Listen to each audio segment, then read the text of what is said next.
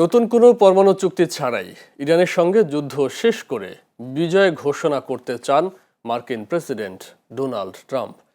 মার্কিন কর্মকর্তাদের বরাত দিয়ে ওয়াল স্ট্রিট জার্নাল জানিয়েছে, ইরানে পরমাণু কর্মসূচি নিয়ন্ত্রণে রাখা এবং হরমুজ প্রণালীতে বাণিজ্যিক জাহাজ চলাচল স্বাভাবিক করা সম্ভব হলে যুদ্ধবিরতি অনির্দিষ্টকালের জন্য বাড়াতে পারেন ট্রাম্প।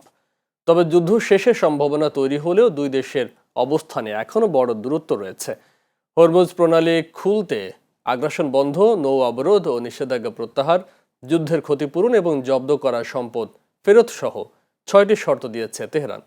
এরই মধ্যে ইরানের শীর্ষ নিরাপত্তা সংস্থা এসএনসিসিতে বড় রদবদল এনেছেন সর্বোচ্চ নেতা আয়াতুল্লাহ মুস্তফা খামেনি। সংস্থাটির প্রধান হিসেবে নিয়োগ পেয়েছেন অবসরপ্রাপ্ত মেজর জেনারেল মোহসিন রেজাই। এছাড়া নিরাপত্তা সংস্থাটির সাবেক প্রধান মোহাম্মদ বাঘের জোলগাদরকে করা হয়েছে সর্বোচ্চ নেতার রাজনৈতিক উপদেষ্টা।